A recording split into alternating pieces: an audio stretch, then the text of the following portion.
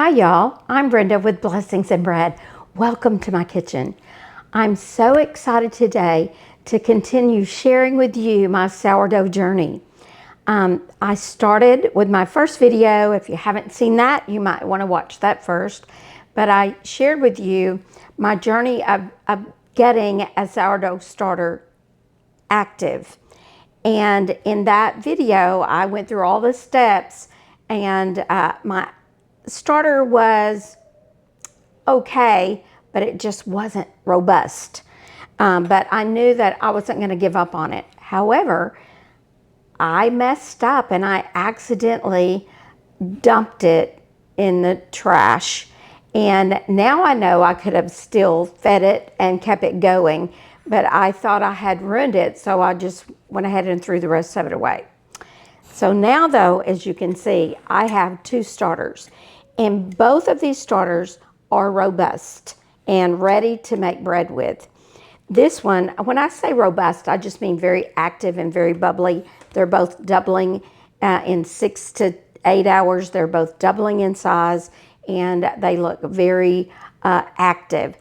So I'm excited to share with you how I got to this point and give you some tips that I've learned along the way.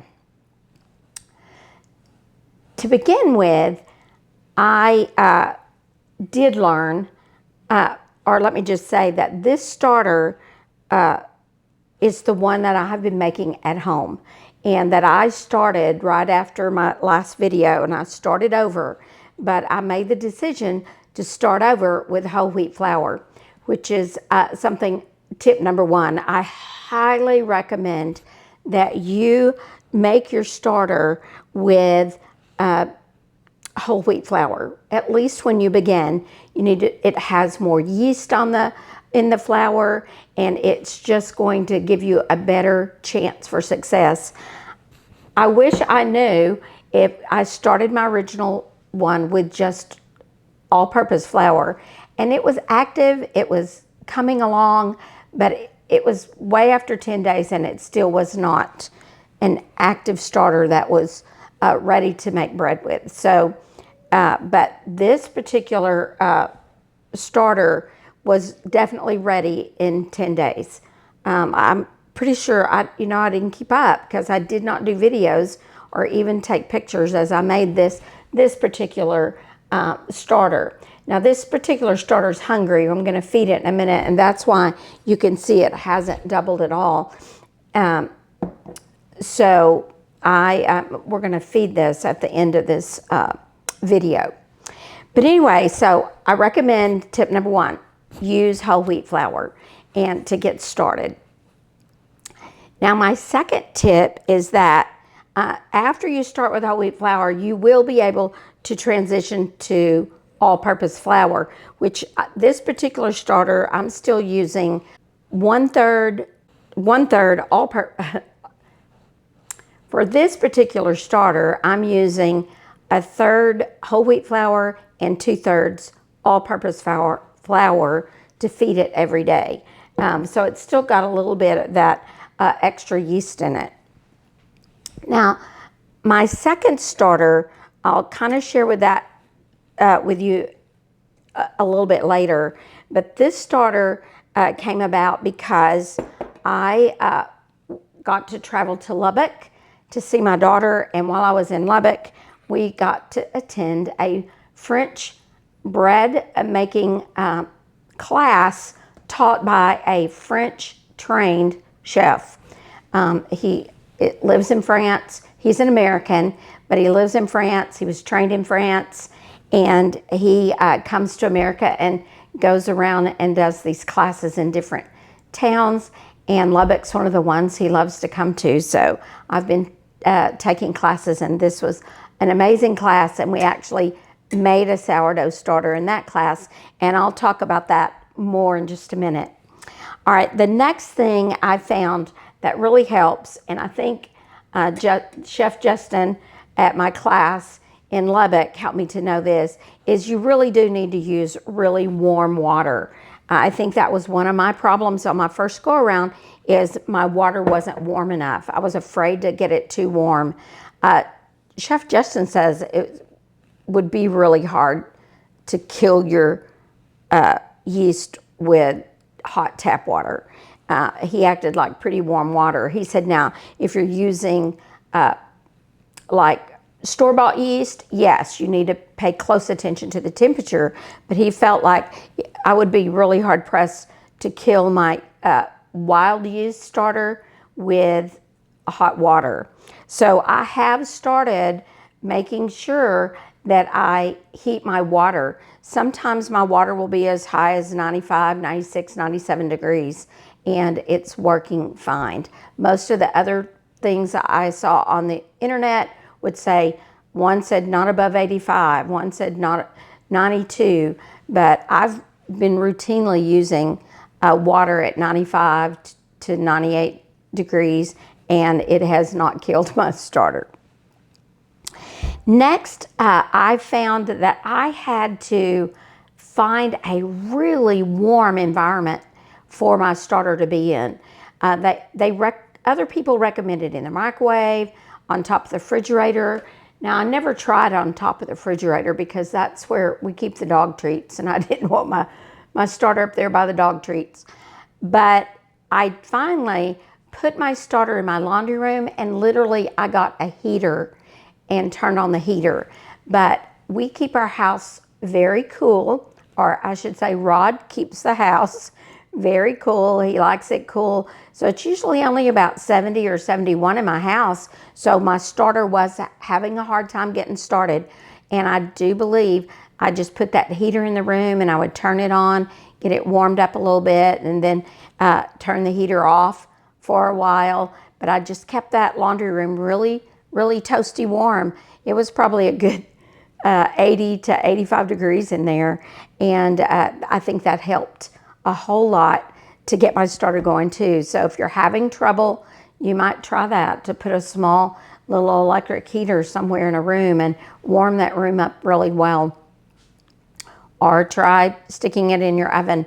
I tried sticking in my oven, but it dried out on top when I did that. So with the light bulb on, and somehow it dried out. I was only using my little canvas little top for it, and since after it dried out, I started also adding the actual metal lid to over this to kind of keep the moisture in a little better. The next thing I've learned through this process is that they encourage you to always feed it at the same time every day. And at the beginning, I was kind of petrified that I was behind 30 minutes or I missed an hour. But I can promise you, I have missed whole days. I've even forgotten to feed it for a whole day. And when I would remember that I forgot to feed it, I would just go feed it, whatever time of day it was. And then the next day, I got back on schedule, feeding it on the time that I wanted to feed it. So I found that, yes, I think it's best to be feeding at the same time every day. But if something happens and you forget to feed, or you are, for some reason, too busy to feed at the time when you need to feed, you can feed it later and it will still be continue to grow and become active. So I have kind of gotten where I'm not so afraid of the feeding times as I was at the very beginning. And really my final tip is for you is don't give up. Whatever you do, just keep trying, because I didn't give up. I just kept trying and trying. This is actually the third one I started before I was successful, and I began on February the 3rd, and I believe by February the 25th, it took me 3 weeks to where I felt like it was going well. Probably a few days before that, it wasn't really doubling in size. And I'll tell you, I'm kind of, I don't know the right word for it, but you might know the right word for it. But I was in there with a ruler measuring to see if it had doubled in size. And it would just be like an inch. Like the bottom would be 1.5 inches and it'd have risen an inch. And so I was like a ½ inch below doubling in size. So but it looked so good. It had the right smell. So I finally decided on February the 24th or 25th, around in there, to test it with the float test, where I took a little bit of it, put it in a glass of water to see if it would float, and it floated. So I knew my starter was ready, at least, to make a loaf of bread. It might not be its best yet, but I knew it was ready and that it would make bread. The problem, though, was that I was leaving the very next day to go to Lubbock to spend some time with my grandbabies. And so, sadly, I had to put it in the refrigerator. So before I left, I fed it and I put it in the refrigerator. And when I got back home, I was able to take it out and start feeding it again. And I will say this, since I got back from Lubbock and have been feeding it every day again, it is more than doubling in size. So it has really come full circle, I think, and become a very good sourdough starter. And I'm really anxious now to actually make a loaf of bread. I'm going to start my first sourdough bread today. And tonight, I'm going to actually mix it up.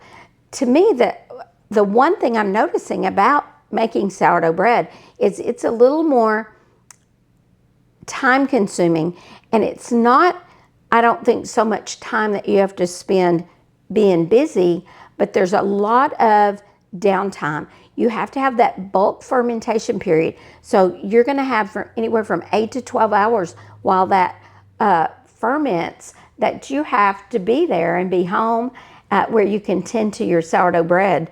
So I'm going to try to start, I'm going to do mine where I mix it at night and let it bulk ferment during the night for 12 hours.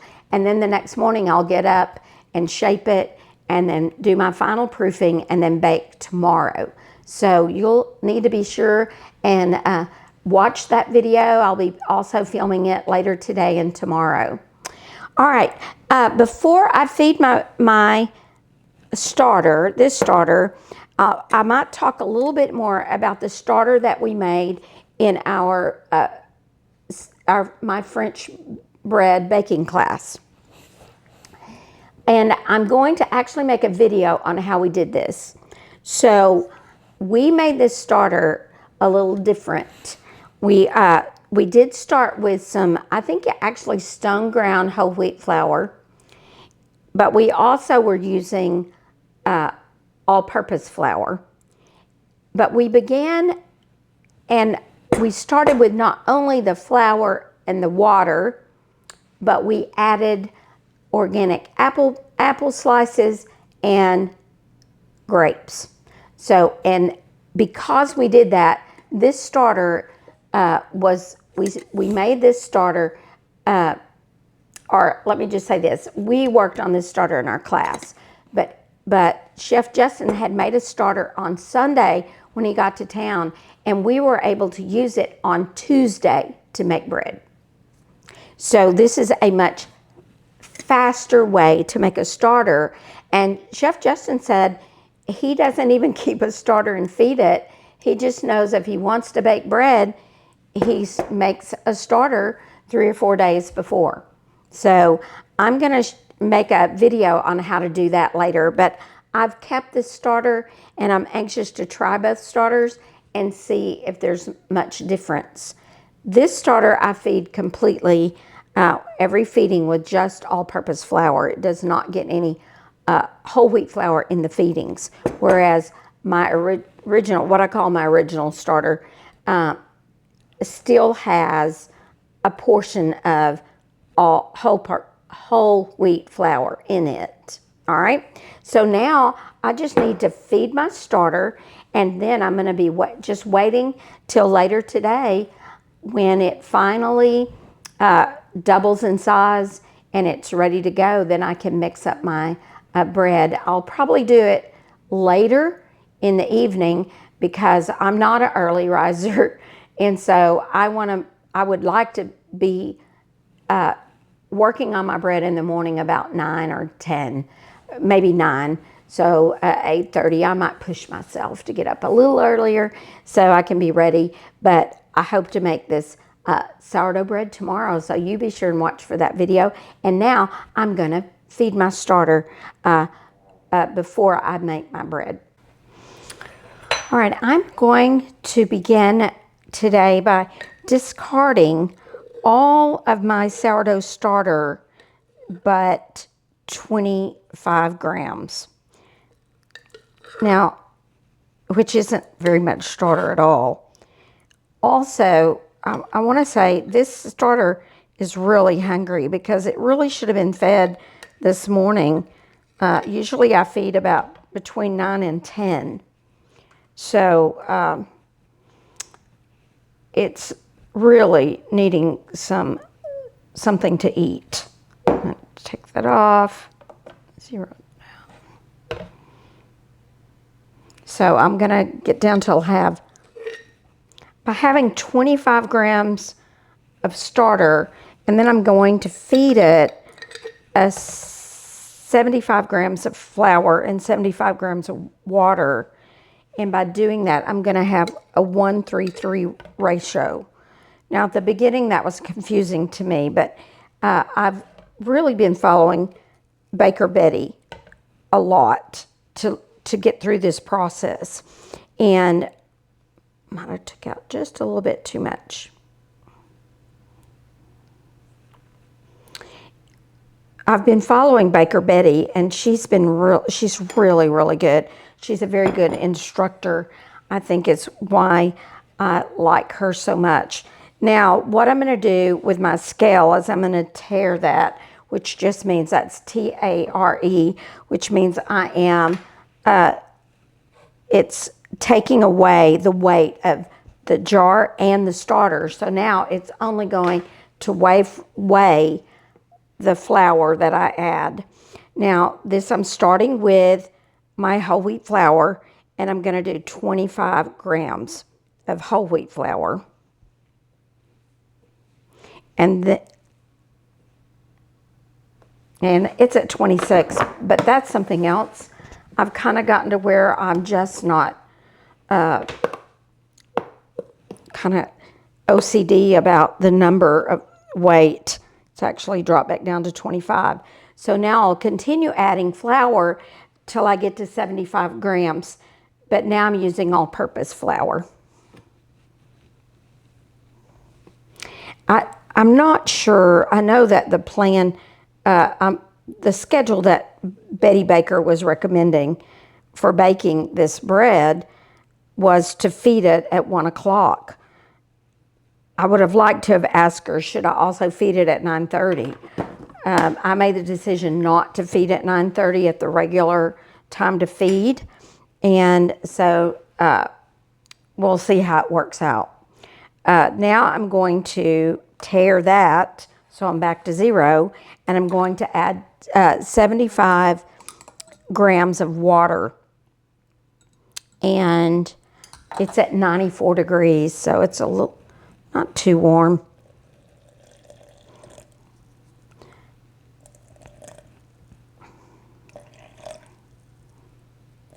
This is filtered water, by the way. All right, and then I found this. I had this all along, a nice little silicone spatula, and it actually came in that kit that I got as a gift, which got me interested in doing this. And it has been very helpful for mixing my starter. And it's very important to mix vigorously and to make sure all the flour is wet and all the water is combined thoroughly. I also was a little OCD at the beginning about how clean the sides of my jar were. And as you can see, I've kind of gotten over that too. I don't worry too much about it. I can actually still see if my starter has doubled. All right, I think that's fed. So now I'm going to put my cover back on it. Let's wipe off the... We're going to put my cover back on. I might ought to clean that rim off. This starter does set up hard. When it dries out, it is like, almost like cement. Not quite like cement. All right, we're going to put the lid on and put this lid on, and then I'm going to let it rest until it doubles in size, and probably about, hopefully in 8 hours. It's 3 o'clock now that I'm just getting it fed. Should have fed this at the beginning of the video. So 8 hours is 11 p.m. So hopefully it will double before then, and maybe around 9:30 or 10, I can go ahead and actually mix my bread. So I hope you'll be sure and check out and watch for that that video as well. And again, I just want to challenge you to try this. It's been really fun, and I'm anxious to taste the sourdough bread. I'm anxious also to try making sourdough bread again with this starter. The sourdough bread, we did actually make a loaf of sourdough bread in our class, but I did not use this starter. I used the starter that Chef Justin had made for us to use in the class. And let me just say, that class was so much fun. Tracy took it with me, so we had a great time. My daughter and I did it together, and it was just so much fun. And we got to make, let's see if I can say all these French words. We got to make sourdough bread, which is the main reason I picked that class. He has multiple classes that he teaches, but I chose to take that one. We made brioche, and we braided it into this beautiful braid, and that was fun. I want to try that again. And then we made, I think I'm saying this right, pain au lait, which just means milk bread. Pain means bread, lot means milk, I believe. So that's just milk bread, and those were little rolls that were very delicious rolls that we made. And then we made something called, I think it's pronounced Quan Amon, and that was very, very decadent. It was something that we laminated, and it was full of sugar and butter, and it was probably my favorite one to eat, but it's probably considered the most decadent pastry, one of the most decadent pastries that you eat in France. But it definitely was good. And then, of course, we made sourdough bread. So we had a really good time in that class, and I'm hoping that I can find enough people and a place for Chef Justin to come to our East Texas area. So if you're in the East Texas area and you would be interested in taking some French cooking classes from a French trained chef, make a comment in my make a comment in there and kind of tell me where you are. And his home base when he's in America is Nacogdoches, but he actually lives in France. And but he comes to America to work, basically, and to do this in America. He works, I think, some in France, but basically he does this cooking classes, and he'll do like French cooking classes that are dinners, and he just has a whole offering of classes. You can go to his website.